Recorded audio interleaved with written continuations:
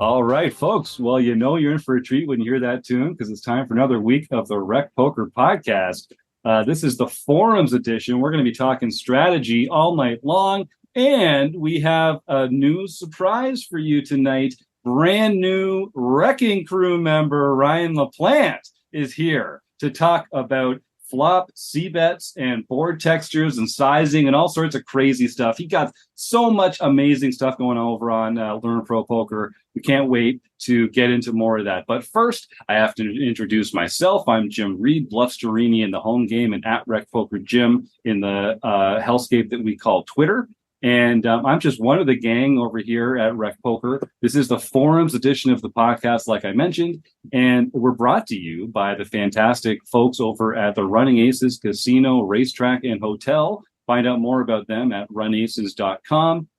We couldn't do what we do without them because most of what we do here is free. We're a largely volunteer-based organization here at RecPoker, and so we really depend on the support of our sponsors and our fantastic premium members. We've actually got a couple premium members we're going to introduce you to today as well. But first, I should just say that you get used to hearing my voice on Monday nights, but I am just a small piece of the RecPoker machine, a little itty-bitty cog in the gears here that make all the magic happen.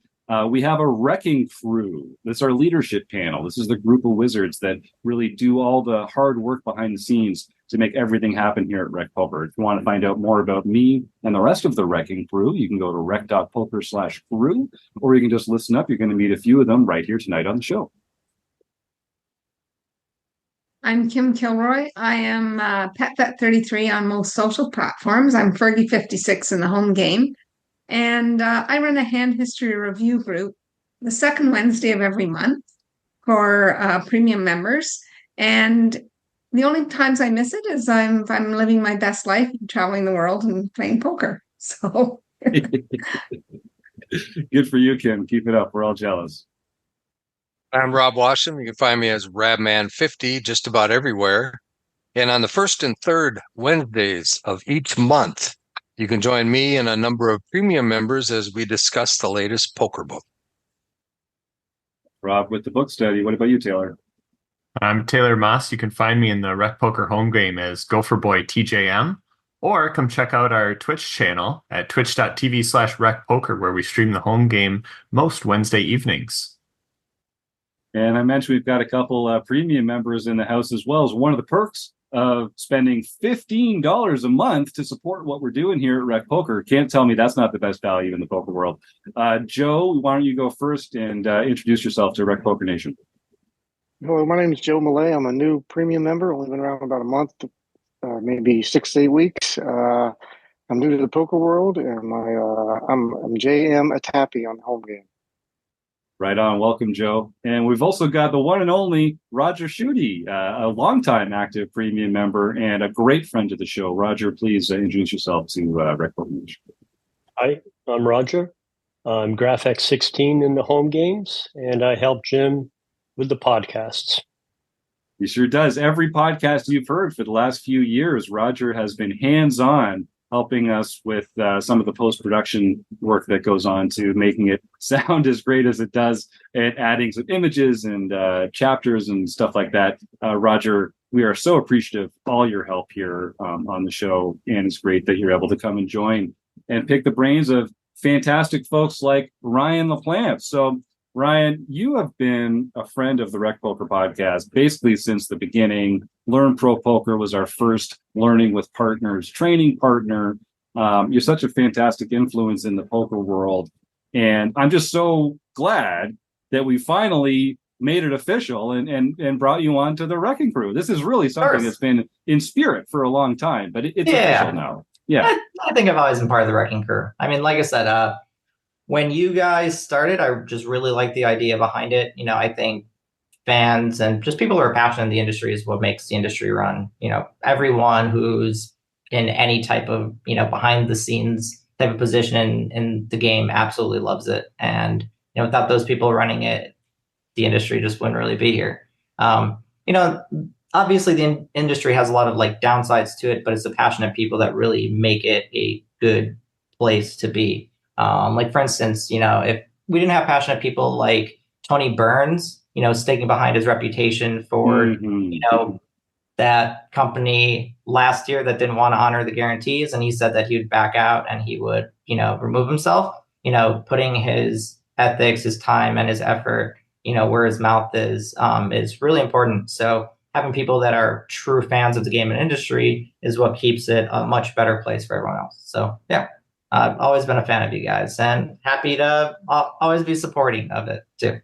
Right on, man. Well, welcome home is the way I like to think about it. So without further ado, there's a lot of exciting stuff happening at Learn Pro Poker. Ryan and his team over there is always working on bringing new content, organizing the site differently, working on how to teach more effectively and connect with members. So you've recently launched a new platform, which we're going to talk about a little bit. And I know we're also going to talk a little bit about some poker strategy itself. But why don't you start off by just telling us about the new look at Learn Pro Poker?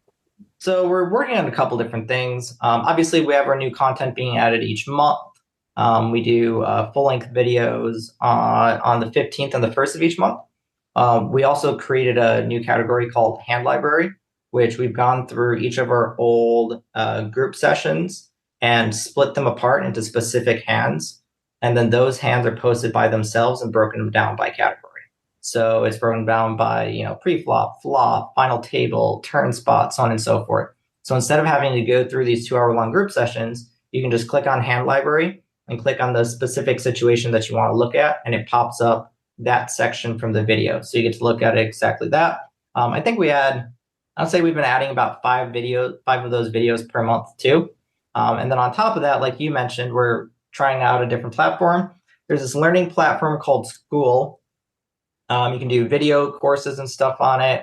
On top of that, though, there's like a forum, and in the forum, you get points for interacting with people. And then the more points you get, we're actually giving away like access to different types of content. There's like a monthly leaderboard. Everyone on the monthly leaderboard from the top 10, you get a private group session that's only available to those 10 players. To those 10 community members. So we're trying like a handful of different things, not just to bring out new styles of learning content, but also to help encourage people to interact with each other.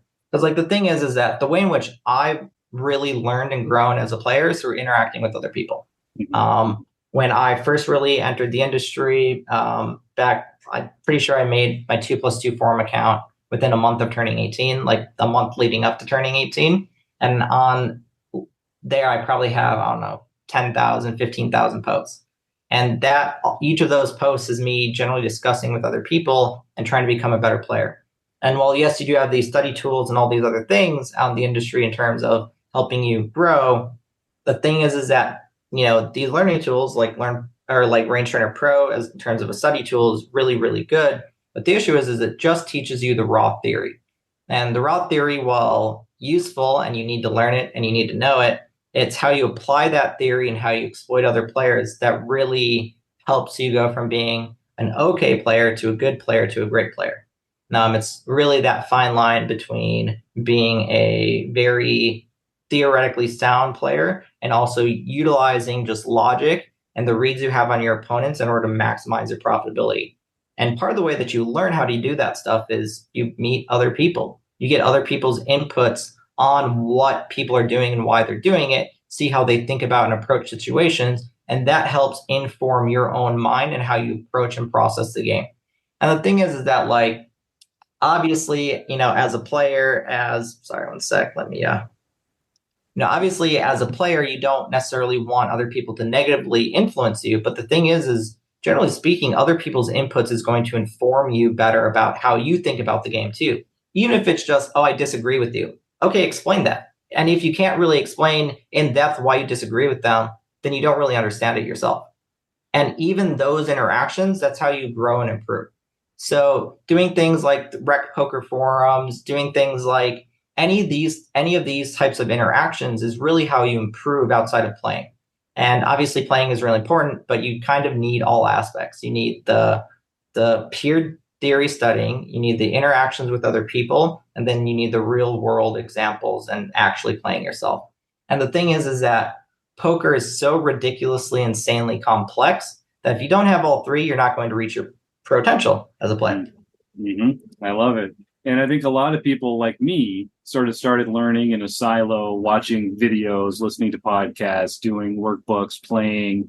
And you can get better that way, but it really limits your growth as a player, and it really limits the speed of your growth as a player. Like I was talking to a new premium member today who was getting ready for the WSOP that's right around the corner. And they said, I'm a pretty new player, but I have a chance to go down and compete with these folks for a bracelet. And I'm going to get some coaching. Like I know I have a long way to go, but the best way for me to get there is by getting some coaching and accelerating my learning and having someone like show me what I need to work on. I was like, well, you've obviously been listening to the podcast for the last couple of years, because I couldn't agree with it more. And listen, everyone can benefit from getting that objective analysis from someone outside, right, to challenge your assumptions. So I think it's really valuable. So I do a decent amount of one-on-one coaching. And just having, like I did a session earlier today with Chris Jones. I started working with him about 2 months ago. And during that time period, he's up 30K and had a deep run in the Venom. Pretty good outcome for Chris Jones. Yeah. Had a couple other of my students recently who've all been putting up their best lifetime results and went from bad big blind per 100 win rates to absolutely crushing, which is always good to see. And the thing is that if you can hire a coach who has really good both learning experience, but also teaching experience, they're really going to do a good job in terms of breaking apart the mistakes that you're making. Mm-hmm. And I think it's really important to have someone give you that outside point of view. The thing is that even if you're using some of these study tools where it's telling you like your BB per 100 loss rate in these spots, if you're not actually hitting some of those frequencies in game, you'll still actually be missing a lot of things. So I think having a mixture of all of these factors is really how truly good players are built. I mean, I don't know anyone who's not near the top in the industry who hasn't had a lot of one-on-one coaching. I mean, I've had a lot of one-on-one coaching. I've done a lot of one-on-one coaching. I've worked a lot with study tools. I've done like everything that I advocate for in terms of telling people to do. It's how I've learned and grown in the industry. So it's not just me saying, hey, do this. I think it works. I know it works because it's what's helped me be successful. It's helped a lot of my friends be successful. I don't know anyone who hasn't gone through this entire process. If you want to truly be competitive at some of the highest stakes, you need to put in the time and effort and go through the whole process. I love it. Well, let's dive right in. You mentioned you had a couple thoughts you wanted to share with our group, and I'll encourage Joe and Roger and the rest of the group. Feel free to just unmute if there's a question you'd like to ask Ryan. I'll make sure to call on you. So Ryan, this is some material that you've taken from the Learn Pro Poker Actually, video this is something that's this is something that's entirely separate. Ooh, okay. Are we getting an exclusive RecPoker look at something cool? And okay, I eventually will turn this into a theory video, but so this will be a you guys first look. Sweet. I need to be able to share. So someone else. Let me just make sure that you should be able to share now. Give that a try. Yep. All right. Sweet. Okay. So what we are going to look at today is c-bet size and frequency. Playing the flop is, of course, one of the most important aspects in particular of tournament poker. I think tournament poker, there's like two specific areas that really matter a lot: pre-flop and flop. The reason why pre-flop and flop matter so much, specifically in tournaments, more so than cash, is because of the effective stack sizes that you really face. In tournaments, most tournaments that most people playing have between 20 and 40 big blind average stacks most of the way through, which means getting to turn and having important turn decisions just aren't super common. Getting to rivers and having important river decisions are incredibly rare. So because of that, if you have an incredibly well-built pre-flop game and a very well-built flop game, it's going to be so much easier for you to play future streets just via the nature of what it takes to understand both of those streets. So I think they're important, really important building blocks. And also specifically for tournaments, you need to nail these. You just need to really be on top. Obviously, for cash games, well, yeah, it's important to have those. In cash games, you really need to be on top of turn and river as well. Like for cash in particular, if you make bad river decisions, you're not going to have a high win rate. Tournaments, though, you can make not great river decisions and still have run a pretty good win rate. Just because the types of mistakes you need to make for it to be bad would have to be so ridiculously bad that we can kind of just ignore that for now. Anyway, and that's just because of stack depth, right, Ryan? Yeah, just because of stack depth. Yeah, that's amazing. Exactly. It's so hard to get to the river and have more than like 0.8 pot size bets in tournaments. They're just not ridiculously common. So I think focusing on doing a quick little thing about flops in general I think is probably going to be one of the most easiest and important ways to help out players. For pre-flop, you can use charts, you can use these pretty easy study tools and stuff to really work on pre-flop. I feel a lot of pre-flop stuff just comes down to drilling, just really drilling these things. Just because most of pre-flop is relatively simple. I mean, it's still complex, but relatively speaking, somewhat simple. So these are the main factors that impact both the type of bet size you get to pick and the frequencies at which you get to pick each of these bets, as well as checking back. Stack depth. Stack depth, definitely the number one most important thing. Easiest way to really show why it matters a lot. If you are 4 big blinds deep on the flop, don't really have that many options. On top of that, if you are, say, 15 big blinds deep, you also, for the most part, are very limited in terms of the types of bet size you get to pick. The vast majority of bet sizes that you get to pick, sub 20 big blinds deep, is going to be a quarter pot or something similar, depending on what GTO study tool you're using. If you're using Range Trainer Pro, our small bet size is quarter pot, our medium bet size is 2/3 pot, our larger bet size is pot, and then we have over pot sizes up to 3x pot. So when you are essentially 20, 25 big blinds deep and less effective, the vast majority of the sizes you pick are 25. But on top of that, you just don't really get to bet pot very often. That's like one of the main things. When you're between 25 and like 60 big blinds deep, the number of 2/3 pot and pot size bets you get goes significantly up. There's just a lot of these like two-tone, somewhat connected board textures where at 20 big blinds deep, you're mostly just going a quarter pot. Then you get some 2/3 pot as like your large size. While at 40 big blinds deep, that exact same texture, your quarter pots cut down a little bit, your 2/3 pot goes up a lot, and then your pot size bets go way up. And the reason why this occurs from a theoretical standpoint is theory in terms of bet sizes likes to use this concept called E. It's essentially the bet size that you pick that sets up all in. E by itself is going the exact same size across the 3 streets. 2E is going the same size across 2 streets, essentially. Yeah, pretty sure I'm using that right. Anyways, concept of E. It's the bet sizes that you pick to set up the same size street by street by street. So when you understand the types of bet sizes that can set that up, then you can have a pretty good idea, relatively speaking, what is a massive bet size, or what is a medium bet size, and what is a small bet size. Like purely theoretically speaking, you should have a handful of different sizes in every spot, and each of these sizes should be somewhat dynamic.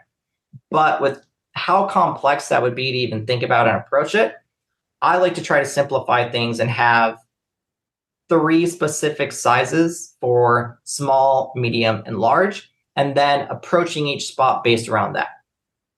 It obviously isn't going to be exactly optimal, but being exactly optimal is impossible anyways, and the EV difference between simplification and maximization is very, very small. So our goals as players is to do a mixture of having robust sizes, so robust options that are just work really, really well without making it overly complex. For instance, I know a decent number of professionals who solve the flop for one specific size. They run a full tree, they see what like size is largely picked, then they rerun a new tree, see what between just a couple main sizes, then they run it again around just one size.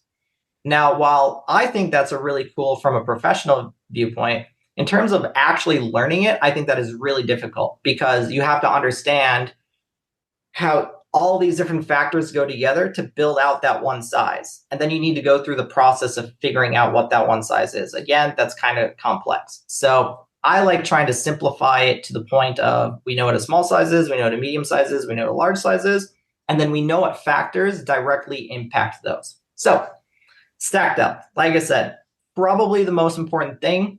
However, the thing is about bet sizes in each of these spots, if you have one thing that's really extreme, it can sometimes by itself dictate what is the size that you pick. So a great example of this is, let's say you are fairly short effectives. Maybe you're at like 12 big blinds deep effective. Maybe you open from the cutoff and the big blind defends, and the flop just comes like Jack 10-4 two-tone. This is such a dynamic board texture, and your range is pretty condensed, and you're at a massive range advantage. There's a good chance you might get a 2/3 pot flop to 2/3 pot turn jam. So even though we're really shallow effective, and this is generally going to be the main thing that'll dictate bet size, the fact that the board texture is hyper dynamic and connects with both players' ranges really well, we still might get some larger bet sizes picked occasionally. That being said, generally shorter effective, smaller bet sizes. Easy to understand, easy to apply. Board texture is probably the hardest part of this to really understand, because board texture for this doesn't just have one specific factor. Most people, when they're thinking about board texture, oh wait, one sec. Actually, here, one extra thing. Sorry. Yeah, take your time. While Ryan's typing out, I just want to remind our audience, if you're listening along, you can head over to the YouTube channel. And this week and next week's episode will both benefit from some visual aids. So if you're listening along, you might want to go check out the YouTube channel for this week, because you can see some stuff that's easier to help understand visually. All right, go ahead. All right. I had it right in my mind. I just forgot to actually put this in and then add it down. Okay, board texture. Board texture, not too complex. Sorry, ranges are super complex. Board texture isn't too complex. But for both ranges and board texture, I kind of have them combined in different ways. Board texture is a function of one general main concept: static versus dynamic. A lot of people, when they think about poker and how I used to think about poker for the longest time, was most people think in terms of like wet or dry. Essentially, are there draws possible, or are there flushes possible, or straights possible? Theory doesn't actually care about that. Theory cares about how static or dynamic the board texture is. The difference between wet and dry and dynamic and static is dynamic and static means the more cards possible that change the best hand possible, that is the more dynamic board texture. So a very, very, very dynamic board texture might be something like King 8-4, 2 diamonds. Best hand possible changes on 4s through aces plus diamonds. Another good example would be like 2, 5, 8, 2 diamonds. Best hand possible changes on every card in the deck. Technically, this board texture won't always have larger sizes than this board texture because of our next point. But yeah, generally speaking, the more dynamic the board texture is, the more likely you need a higher equity strength hand in order to bet. And when that happens, it also generally means that you get to check back a little bit more. And when you get to check back a little bit more, then that kind of impacts what your betting range is going to look like. So on a board texture like this deuce 8-5 two-tone, when you open an early position and the big blind defends, this is a board texture that the big blind is going to have a lot of check raises on. So because of that, and since your range has a lot of ace highs and king highs and queen highs and stuff like that, they actually have a lot of hands that are natural checkbacks. So let's say you have ace, queen, no diamond here. That is the type of hand that's going to want to check back at a fairly high frequency, because if you bet a quarter pot and they 3x that, you're very unhappy with your bet. That's why it's going to use some more checkbacks. And also, the more, generally speaking, this isn't always true, but this is true, a very high frequency. Generally speaking, the more often you want to check back, the more polarized your betting range is. So on this deuce 8-5 two-tone, let's say we're 40 big blinds deep. While you probably get some quarter pot bets, your range is probably going to have a lot of 2/3 and pot size bets on it at that stacked up. This could even be true at like 25 big blinds. And actually at like 20 or even 15 big blinds, you actually might not get a quarter pot bet at all. It might just go check or 2/3 pot and set up a 2-street all-in. So how dynamic or static the board texture is impacts things pretty drastically. General rule of thumb is static board texture, small bet.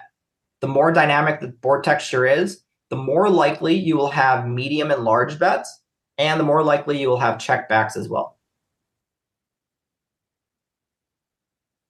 Next up, ranges. Okay, so ranges is definitely the most complex by a pretty large margin. Mostly because when people think about ranges for post-flop, they actually miss a couple of things. Most people, when they think about like ranges for post-flop, they think about like range advantage or nut advantage. And like those two concepts matter a lot. Generally speaking, the player who is at range advantage, which, the opener for the most part often is going to be at range advantage. Usually when they're at a more and more significant range advantage, they check less because their range just wants to put in chips. You just want to shovel in money when you're at a huge equity advantage. And even your bluffs want to shovel in money because your bluffs are so well protected by the rest of your range. Nut advantage is actually, so like range advantage more impacts the frequencies of the bets and sometimes the size. Nut advantage really can impact the size. So let's say, a good example of this is, let's say you open under the gun, big blind defense, and flop is 5, 6, 7 rainbow. Your opponent on that board texture has more sets, more 2 pairs, and more straights. Even as they have 16, 9, 8 combos, you have 4. They have at minimum 4, 8, 4 combos and 4, 3, 4 combos. So you have 4 combinations of straights. They have 24 combinations of straights. So they are at a very significant nut hand strength advantage. On top of that, on that 765 board texture, 765 rainbow, they're going to have all the 2 pair combos. They have all 7 5s, all 7 6s, all 5 6s. You have 0. And then they also have all set combos, while you might not have all of pocket 6s and pocket 5s, depending on the stack depth that you opened on. So they're going to be at straight advantage, 2 pair advantage, and set advantage. And then on top of that, they also have pairs and straight draws that you don't have. So this out of position player is at very significant nut advantage, which means that there are actually a lot of stack depths where the in position player does not want to bet large. Like they're going to have a lot of checkbacks, and when they do bet, they're mostly going to be betting a quarter and 2/3 pot, so small and medium sizes for the most part. Now, these are the 2 main concepts that most people build post-flop range analysis around. And I think they're definitely the most important. However, when it comes to bet sizes for ranges, I think there is a couple other concepts that I like to think about as well. One, I do think a lot of other coaches discuss some different name thereof, range interactions. Essentially, it's how each range connects and interact with the board texture. So, for instance, board textures that really favor the big blind's defense range, the in-position player is going to check back a lot on. So earlier when I said that, generally player with range advantage and generally these generally player with range advantage is going to bet a lot on. Let's say it's a board like 5-5-4 and the big blind defended. The in-position player, since they just don't have 5x a lot, is actually going to have a decent number of checkbacks, especially even on board textures like 7-7 king, where the in-position player actually has nut advantage because they're the only person that has, pocket 7s and pocket kings, and the big blind defend might not have king 7 ever, or only has king 7 suited.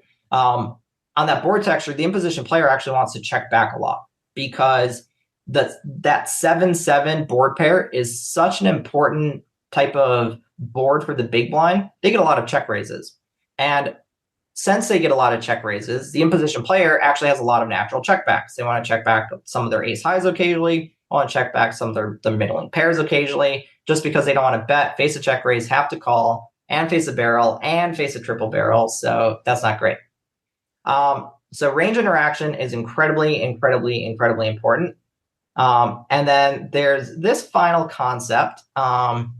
This is kind of a me thing. I haven't really heard other coaches discuss this, but I think it matters a lot. And I think it's also an easier way to think about bet sizing in general. Barrel opportunities. So let's say you open from hijack or whatever, big blind defends, and flop is 10, 5, deuce, 2 top. This is a board texture most people, when big blind checks to them on hijack, let's say you're 30 big blinds deep, this type of board texture is one that most people would go, oh yeah, I'm just going like a quarter pot. Best hand possible, only changes on ace, deuce, 3, 4, 6, jacks plus. So there are a decent number of cards where the best hand possible doesn't change. The out of position player, they have a 10 occasionally, they have 5s occasionally. They don't really have many 2-pair combos. This isn't board texture that you're going to be betting a lot. That's like what, at least in the past, at least that's what I thought. Instead, this is actually a really good board texture for medium bets. And when you're deeper effective, it's really good board texture for large bets. Like, at 60 bigs, you probably get a decent number of pot size bets. Like there are some of these like kind of disjointed board textures that don't seem very obvious as to being large bets, but they're very large bet spots. Another good example of this, and these types of spots are actually my favorite. Let's say you open MP1, big blind defends, and the flop is ace, king, deuce, 2 top. You get a lot of pot size bets here.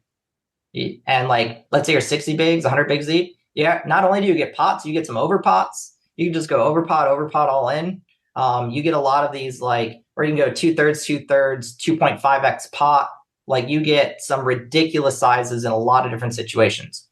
And obviously here you're at nut advantage, you're at range advantage. Their range does interact with this. So a lot of people go, oh, they're just check folding a lot, so I'm generally just betting small. But since you have such incredible barrel opportunities, you actually just want to bet. So it's a mixture of each of these different things. Each act as modifiers in different ways. That's why I like, if you just go, oh, what position you're in, or oh, whether, so on and so forth, that, is only a very small piece of it. Stack depth's only a small piece of it. Board texture is only a small piece of this. It's like there are a handful of different things that in general matter, and then each of these different things are modifiers. And how they impact it, I can't just say, oh, in all situations this happens, because that's just like never really true. There's just like each of these different things impacted in different ways. And there are times where I am incredibly surprised by what I think our range is supposed to break apart into.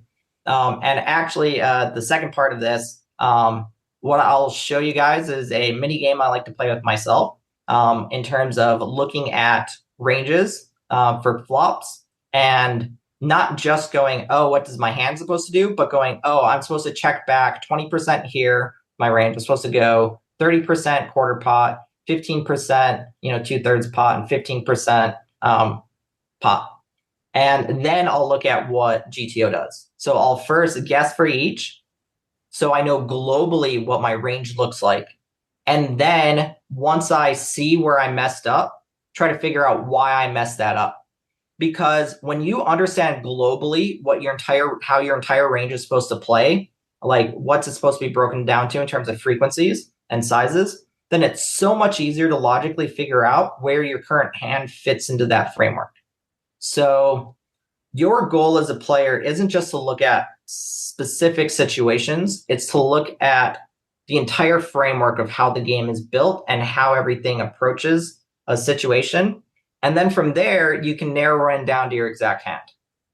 Well, that sounds really easy, Ryan. How do we just visualize the entirety of the game tree for every given spot, and then just have our hands slot right into that? I'm about to show you how to do it a little bit easier.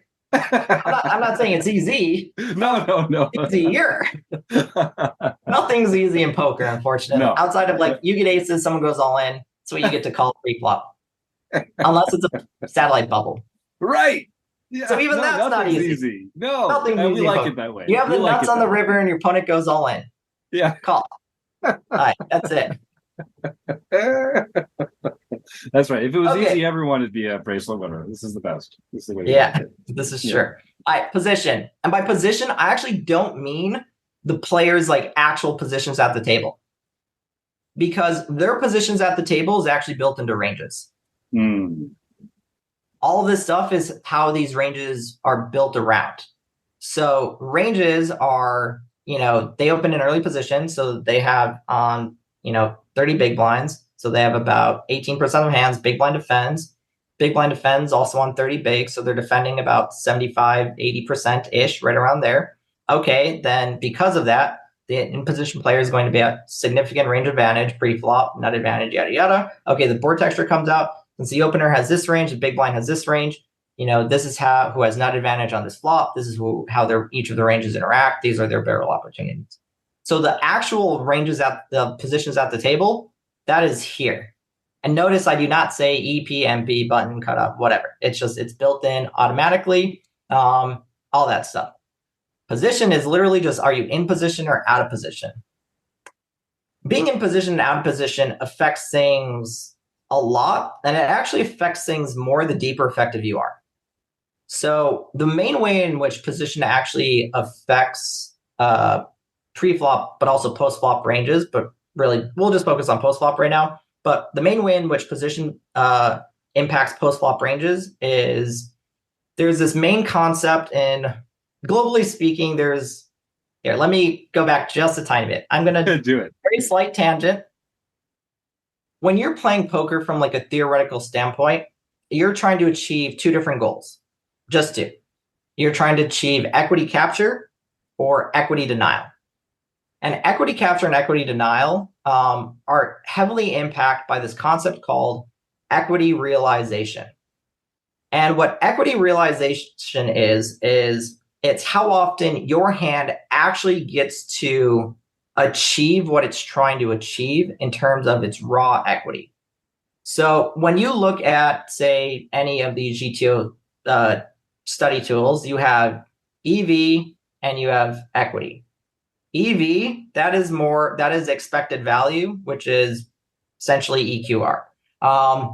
Some of the other study tools, they have EQR as well. But yeah, EQR is incredibly, incredibly, incredibly important. It's based off of how your range plays or how this hand plays. This is how much you're going to capture of the pot. And the reason why it's largely different than just actual raw equity is on the flop, the hand doesn't just end always. There's always going to be some type of continuation in some capacity for the most part. So when it goes bet and fold, okay, bam, your hand just, you got that equity, but actually when you bet and they fold, your hand actually over realizes equity because your opponent gave up pot share. So that's why position can matter a decent amount, because position impacts the amount of information you have on your opponent. And the deeper effective you are, the more important that information is. Because the deeper effective you are, the more likely so your deeper effective you are, tighter ranges are pre-flop, so you actually see less flops. But once you see the flop, you're more likely to be seeing turn, and you're slightly more likely to be seeing river as well. And on top of that, you're more likely to be making really important decisions on each of those streets. So that added information advantage is incredibly, incredibly, incredibly important. So position, whether you're in position or out of position, it even matters at super shallow stacked ups too. There's actually spots when you're really, really shallow where actually being out of position is kind of great. The classic stop and go. We want to go all the way back in time, and now it's come full circle. There's a lot of great spots to do it. But on top of that, position, besides for giving you that information, because in position can just either end the hand or go to the next street, they're actually in this weird world in terms of what options they want to do. So the out of position player usually has way more flexibility in terms of the sizes that they get to pick, which sounds kind of backwards, because the out of position player can't just check and end the hand. The out of position player has to try to do something or check to get to the next street, whatever. They have to generally try to do something in order to see the next street, or they have to hope that their opponent checks back.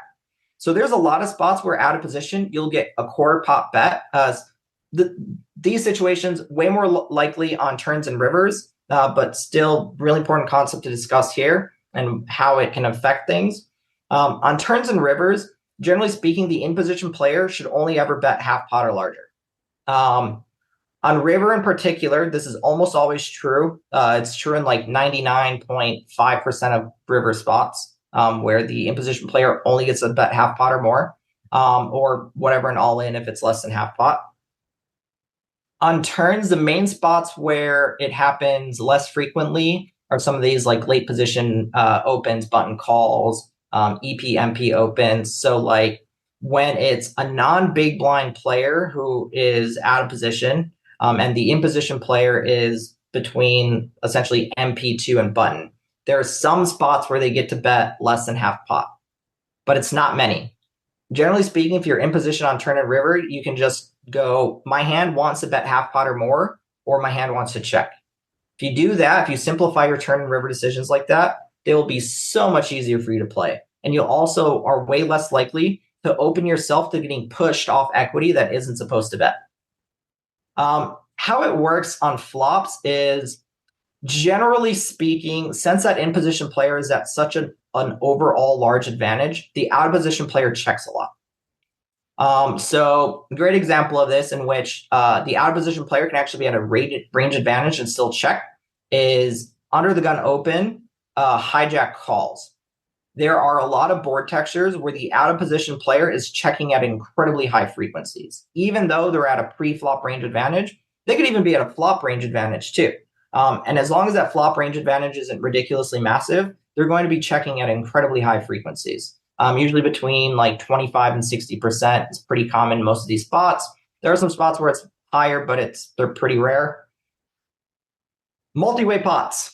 So heads up, generally speaking, you just get way more flexibility in sizes. In heads up pots, there's a lot of situations which you get to go 2/3 pot or even pot. In 3-ways and 4-way pots, if you have ever looked at any simple 3-way solves, it's very, very rare that you get to go larger than a quarter pot, especially like if we could run proper 4-way plus solves, I would bet a decent number of money that a bet larger than a third pot is picked like less than 2% of all situations. It's just going to be incredibly rare. And even for 3-ways, it's probably less than like 4%. Well, for heads up, there's just so many spots where you get large bets. There are just so many of them. So easiest way to think about this is one of the easiest ones. Generally 3-ways or more players. Theory wants to go small. Exploitatively, we get to do a lot of stuff, but theory wants to go small. So all of this stuff, by the way, pure theory. Pure theory. Nothing to do how I actually play in real spots, in terms of, or at least maybe not nothing, but less to do with how I play in real spots. One of the other, single raise pot versus, I mistyped this. One of the other main factors that heavily impacts bet size is whether it's a single raise pot, 3-bet pot versus 4-bet pot plus. Generally speaking, in 4-bet pot plus situations, sizes above a quarter pot are incredibly rare. Like incredibly rare. It's usually you just get small bets. The main board textures in which you get all-ins actually are Jack 10x and 9 10x two-tones. There's a lot of those spots where you just get to jam. I've seen some like 2.5x pot rips on those. Like even in these 4-bet spots, so you do get some bigger all-ins, but they're very rare. And the reason why is in 3-bet and 4-bet pots, people's ranges are very condensed, and small bets perform incredibly well versus condensed ranges. I think I understand why, but this concept is, it's really complex. It's really in depth, but generally speaking, like anytime ranges are really condensed, theory just gets to go small. And I think it's just because in general, these small bets just perform incredibly well in terms of getting rid of raw equity, and all of your bluffs just don't mind going small. And while your range is still a lot of value, you still just get a lot of small bets. In spite of that, these small bets are way more common in 4-bet plus. In 3-bet pots, though, there's still a lot of tiny bet spots. There's just so many small sizes picked. Generally speaking as well, in these 3-bet and 4-bet pots, checking is incredibly rare for the pre-flop, for the final aggressor pre-flop. Generally, the pre-flop aggressor in these 3-bet plus pots are c-bet at incredibly high frequencies. It's pretty rare that they don't. I'm trying to think of like a specific spot where maybe something like MP2 open small blind 3-bet off of 40 bigs becomes like maybe like 9-8-6 or 7 or 8-7-6, like those like middling triple connected boards. I think the out of position player is going to check at fairly high frequencies. And we can double check this spot in RTP, but yeah, this stuff should be fairly true. And then finally speaking, ICM or risk premium. ICM and risk premium, they're pretty much interchangeable. Essentially, ICM, independent chip model, and risk premium is a mathematical concept people built to show the types of frequency or the types of equity edge you need in order for you to be able to play this situation. So the higher ICM, the higher risk premium, and ICM causes condensed ranges and pre-flop and impacts post-flop stuff and condenses ranges post-flop as well. Again, in terms of sizes, if you ever looked at ICM solves, the higher the ICM pressure, the smaller the 3-bet size is.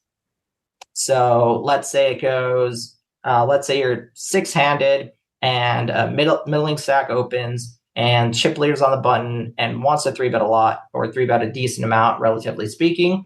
The open might be to like 2.1x. That in position 3-bet on 30 bigs is just going to be like 2.3x their open. So it's going to be like 4.8 bigs. And if without ICM, it would be a 2.3x open, and a full 3-bet would be 3x their size, which is a massive difference. Also, ICM fucks pre-flop ranges in ridiculous ways. There's a lot of spots in ICM where pre-flop, you're just like, you don't really get many calls and you're just 3-betting, or like, you know, big blind is defending like 28% of hands instead of defending 75. There's like a lot of like really crazy stuff in terms of pre-flop ranges that happens. And since pre-flop ranges get really condensed, then a bunch of weird shit happens post-flop. The types of board textures that the ranges interact with changes a lot. So ICM could actually, like at any point, one of these factors for the most part could actually be the most important thing that dictates bet sizing in a given hand. But the reason why I rank it in order of importance like this is because these three main things are really like the most important that you really need to be generally thinking about. And then really these four, I guess. And that these three things are really just a function of ranges. But I like to keep them a bit separate because it makes it a little bit easier to understand as a general concept. Okay, was that simple and easy? Did everyone understand everything I said? And can you use it in game now? Yeah, I was going to say, let me summarize for our audience. So if you're listening along at home, Ryan's laid out sort of these 7 factors to consider when you're deciding about c-bet size and frequencies. And it starts with stack depth, board texture, ranges, and position. Those are the big 4. And then Ryan likes to kind of flush it out, even though it's already kind of contained within ranges, to talk about whether it's heads up or multi-way, whether it's a single raise pot or a 3-bet or more, and whether or how much pressure we're under for ICM, or how much of a risk premium we're facing at this point in the tournament. Exactly. So, Ryan, I think one problem that a lot of players have is they're like, okay, so I understand that there are these 7 factors. How do I weigh which ones should be more important than others? And do you want to talk about that now, or should we save that for next week? No, we can do that now. Okay, so we're going to play that. So talk to us. And again, I'll get on the YouTube, folks. This is going to be a lot more easy to digest with. So we'll show a quick situation here. We'll just do EP open. We'll do big blind defend. Oops. There we go, big blind defend. Throw out a board texture. 10, 5, 4, 2-tone. Okay.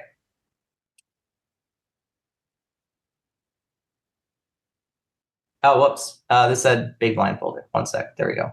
I don't know why this is happening. One sec. Okay, I've literally never seen that happen before. Okay. It's okay. It's just because we're live on the air. It's actually Usually how that we're goes. not even technically live, but since we don't edit these, you're essentially Yeah. live on the air. Okay. All right, 10 by 4 two-tone. Okay, so we're going to play the easiest version of this game. We're not going to look at what the big blind defend is supposed to do on this board texture. So it's 10, 5, 4, DD, heart, diamond, diamond. And the options are check, 25% pot, 67% pot, and pot. These are sizes at the stack depth. Okay, so what is a big blind supposed to do here with their range? Taylor? I'm going to guess that they're going to check like 92%. And probably the rest into like that 25%. I think that's pretty close. I think they're not leading at all. They're just going to lead 0%. Okay. The reason why they're leading 0% is because this board texture, this is a board texture that's incredibly good for early position, like ridiculously good for EP in terms of the range advantage, their barrel opportunities, all that type of stuff. And while the big blind definitely connects pretty well with this texture, it's not quite as good of a texture for them as it looks because of this 10. So let's say this 10 is a 7. Now I think what you said is probably nailing it. So it needs to be a better board texture for them. So based off of actually what I just listed here, it's pretty easy to tell where that mistake came from. Essentially, it came from a mixture of range advantage and then board texture and range interaction. Generally speaking, usually when you make one of these types of mistakes, if you have this stuff listed, you can kind of try to figure out where you made the mistake and why. So now for the really hard one, I'm going to see how poorly I do this. Okay, so I don't think we check back super often. Just because we have really good barrel opportunities. We're at a pretty large range advantage. The big blind is supposed to check raise us a decent amount. Big blind probably check raises us around 12 to 15% versus quarter pot, probably around 8 to 10% versus 2/3, and probably around 6-ish% if we go pot. So they do have pretty good range interaction. My guess is that we probably get a tiny amount of checkbacks, but probably not that many. I think everything else we have going for us is pretty good. And the fact that we're EP, I just don't think we're going to check back very often. And this could actually be lower. I think it's probably 15 at highest. My guess, if we open from hijack and big blind defend, we would probably be checking back a lot more often because we'd have a lot more hands in our range that are just easy, natural checkbacks. We're 30 big blinds deep effective, so I think we get a lot of quarter pot sizes. At 30 bigs, we probably actually do get some pot sizes as well. So I think I'm going to build from pot on down, and then that should help me build out 25. So I think we probably get pots around 15-ish% would be my guess. This could be too high because we're at 30. Yeah, I'm going to go like this. And then I think the rest we split here. My guess is since the big blind has pretty good interactions here, and since they're probably check raising pretty often versus a quarter pot, we probably actually don't want to go quarter pot too often, especially since we're at a fairly large range advantage. We have a lot of hands in our range that want to barrel. Both our ranges interact pretty well. So we probably want to go a little bit more polar with our betting range, but we probably can't pot too often because we're too shallow effective. So my guess is maybe something like this. And if you're still listening at home, that's 10% check, 30% 25% pot bet, 50% 67% pot bet, and 10% full pot bet. So Ryan, yep. I'm curious why the 10% check in your mind, because in my mind, I was thinking that we would be checking this a decent amount, probably more like the 30% was kind of what I was envisioning in my head. So I think if we open from hijack or cutoff, I think that's true. Because I think then we have a lot more hands that have okay-ish equity, and we're at much less of a range advantage.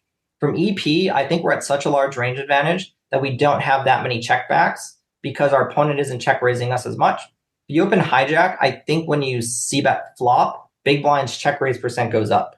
And since their check raise percent goes up, then naturally we have more check backs because we can't really face a check raise with as much of our range. So I kind of try to view checking back as a function of what our opponent is going to check raise. And the more likely they're to check raise, the more likely we check back. But I could be wrong here. Honestly, like when I play this game, I'm like, most of the time I feel as though I'm pretty okay with it. And then I'll just pull up a spot that I thought I know pretty well and just completely butcher it.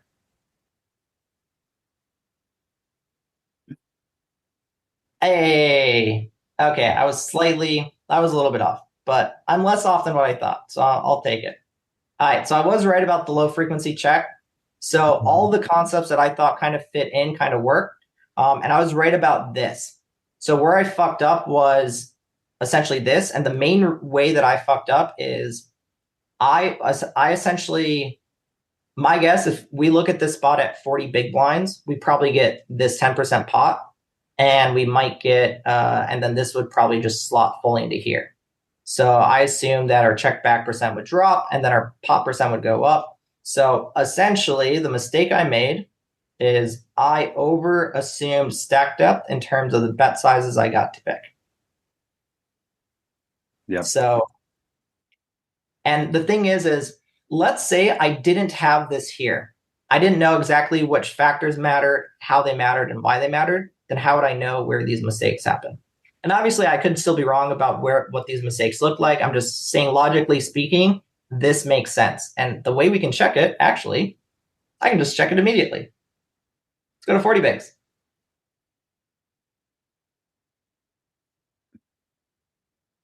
So trust, but verify. So if this shifts the way that it does, then I can immediately see that what I pointed out is where those mistakes came from. And I love that Range Trainer Pro has this fair use delay in there. Kudos to you guys for keeping that there at a time. Look at that. Yeah, baby. Yeah, 10%, just like you said. And then look at this. Nailed that. Bam, bam. This is kind of where I fucked up. Now at 40 bigs, we get a little bit more pot than what I expected. But if I had done 40 bigs, I probably would have almost nailed this, would be my guess. I would have been very close to this. So now I know at 30 bigs, what I screwed up is that we just don't get to pot as often, even though we have all those same factors going for us. We're probably too shallow effective. So at 30 bigs, we can probably go 2/3 all in to set up that, E bet size. And that's probably where, since we have these three sizes picked, that's essentially what happened is it probably condensed around a size that was close to E. So easy, isn't it? Well, I think what it's powerful about it is that it really is something that recreational players have a lot of trouble with, is, as you say, visualizing how our entire range performs and then letting us sort of use that to guide. So where do these individual parts, where do these individual hands or these kinds of hands fit in that? And I think it's difficult for us to visualize the parts of our range that we're not currently playing. Right. Is there a tip that you could give for recreational players to kind of just get better at visualizing their entire range? You essentially want to build tools like me listing those 7 items. That is a guidepost to help visualize ranges. Yep. Because, if you know how each factor dictates bet size and frequency, and thus checking back, then that makes it much easier to understand how hands fit in. So me building out this list and explaining how they work and why they work in different ways, this is the main way to actually help with that visualization. So when you look at a range viewer and you look at a situation, you can analyze which of these factors matter, how it impacts it. Then as you see what I did there, you can play that game. And then when you're way off, just mess around with different situations that impact each of the different things. So for instance, if I change that over and for whatever reason, like it didn't fix it to where I thought it would go, then I would have looked at it in different factors. I would have instead of us opening EP, I would have had us open hijack and look at big blind defend, or so on and so forth. So you can use these mixture of general guide rules in terms of how things theoretically work, and then use the actual study tools to work hand in hand in helping you visualize things more and more and more. And I mean, I've looked at so many of these spots. I have built this GTO study tool. I use other training tools as well, and I put in a lot of hours, and it still is incredibly difficult. And the thing is that it's never going to be easy. It's just, it requires a lot of hours of work. And this, like me even getting to this point to where I can build this stuff out and explain it and explain how each things interact and why it interacts like that, is you're literally seeing 15 years of me both playing professionally, but also coaching as well. So it's incredibly difficult, and there's just no getting around it. Yeah, I mean, it's a great game, right? Takes a couple years to learn and a lifetime to master. And you certainly, the more I talk to great poker minds like you, I really do appreciate how little I know about this fantastic game of poker. Rob, Roger, Joe, Taylor, Kim, any questions for Ryan? Ryan, you've been so generous with your time tonight already. I really appreciate you breaking this kind of stuff down. And you've in a lot of the Learn Pro Poker videos that I've watched, you do have like just some very simple guidance pieces in notepads or in like a graphic representation of player types or things like that. I guess that would be one question. And Joe, if you had one, feel free to jump in as well. I saw you on mute there for a second, but Ryan, what are some of the handiest little like visual guides that you've put together to help you? Okay, so the way in which I actually visualize ranges, here, if you can give me, yep. Yeah, you should be able to share here. So I do it a couple different ways. So I do a grid method. This is like when I open, I know what my opening range looks like from a theoretical standpoint. When my opponent calls, I know what their calling range looks like. So I literally just visualize that. And then when cutoff is calling, I visualize their calling range, right? And this is just the simple 13 by 13 box. This is just the grid. And then this is what it's in. Okay. This type of visualization is somewhat difficult. It takes time using these. And anytime you see a situation, you have to kind of do your best to burn it into your mind, kind of what it looks like to some degree. You don't need to be perfect with it. You just need to be able to go, okay, so when I open an EP and the big blind defends, big blind defends, and it comes like ace 10, ace 10, 10, two-tone.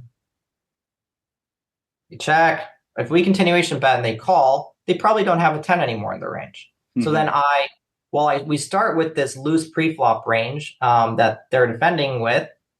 This range that they're defending with, on flop, when they check call, their range now just has the main types of calling hands that they have. So then in my mind, I chop out everything they're folding and leave in the things that they're calling.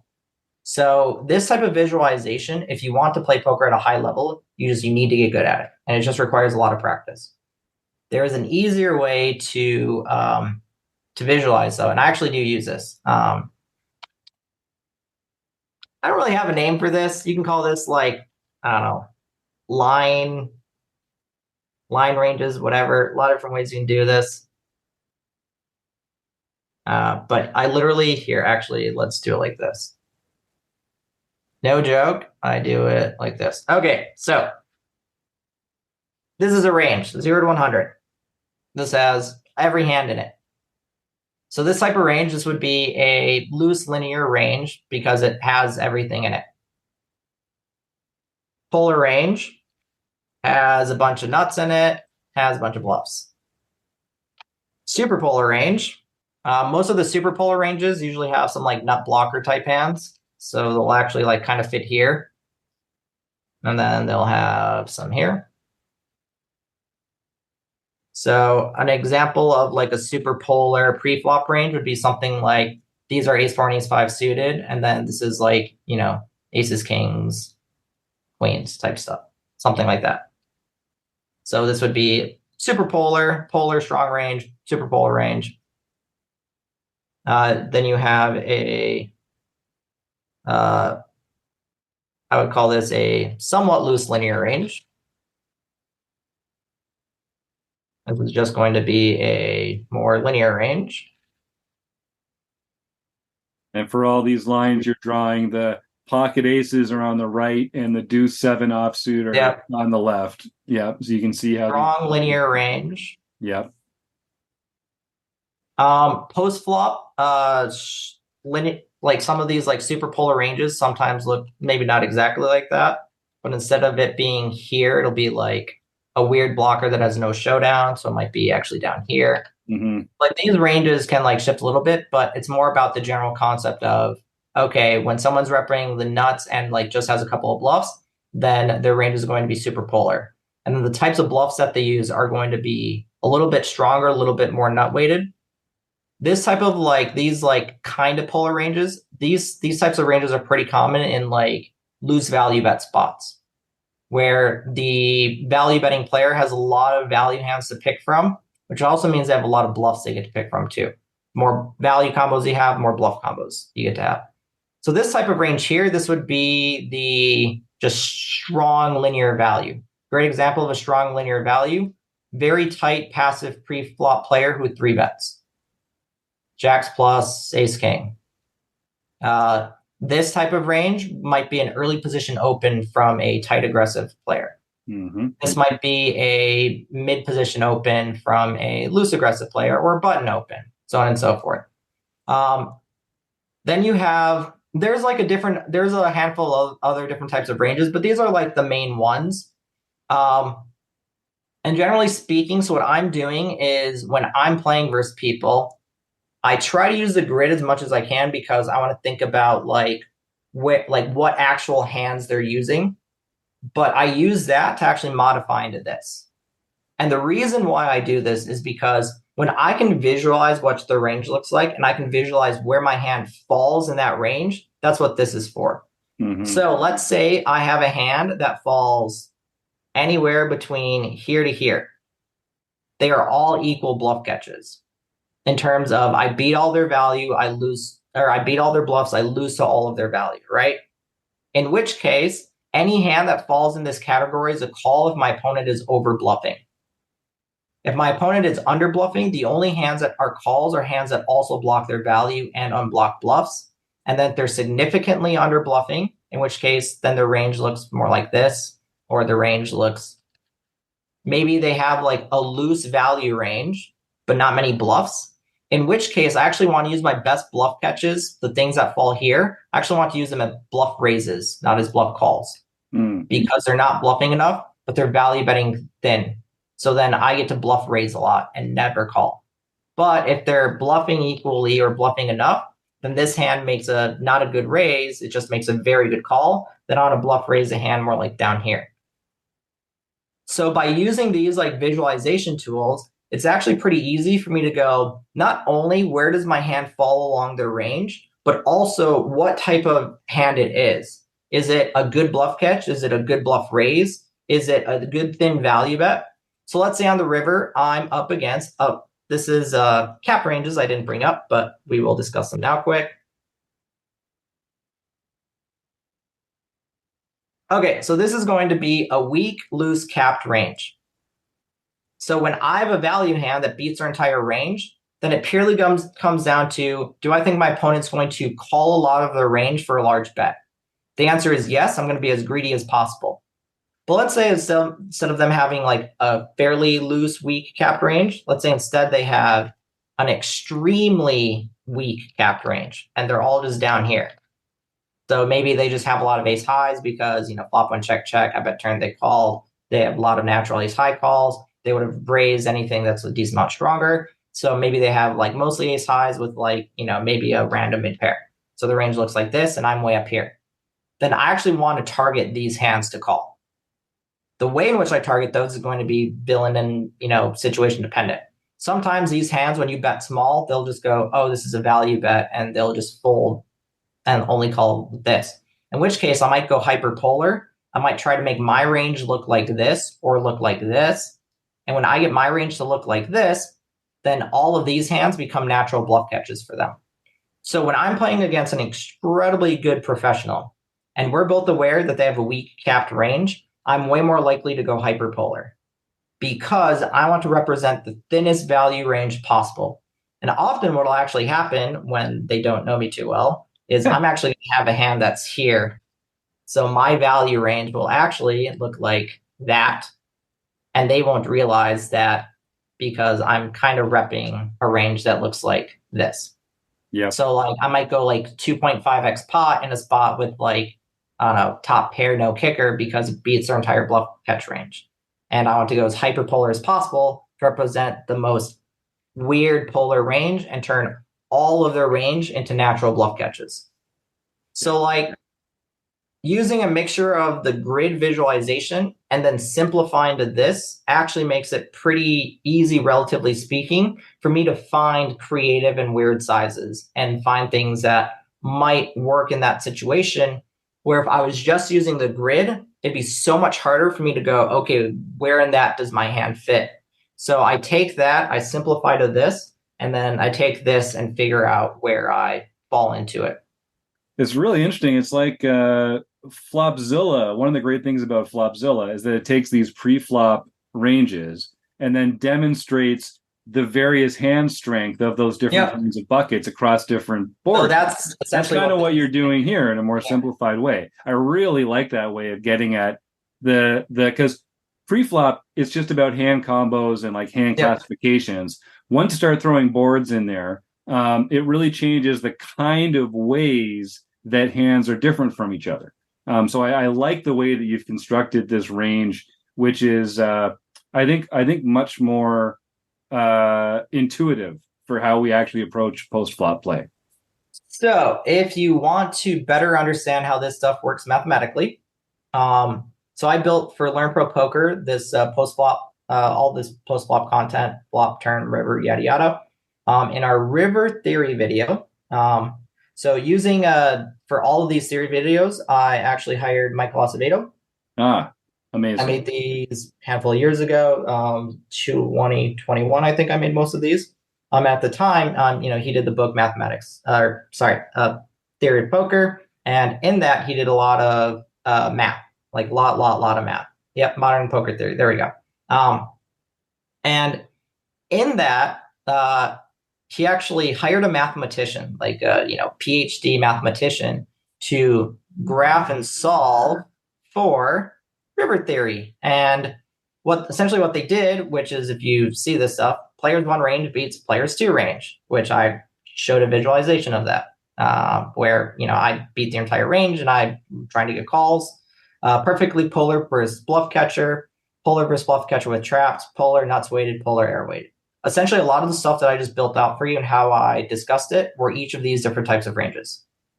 And when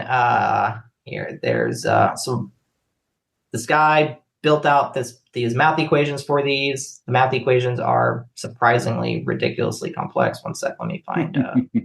Oh yeah. Okay. No, that's super easy. Or a little bit further down. Great seeing all this stuff. Okay, yeah. Here's the equation for this specific one. Right. If you can't see this, I would try to say what this says, but I actually can't say what it says because I have no fucking idea what it says. No, that's way too complicated for me to say out loud over the podcast. Check out the YouTube, folks. You got to see it. Yeah, this is DiffEQ, but probably a level or two higher than that. And I can't. I don't remember my DiffEQ from high school calculus.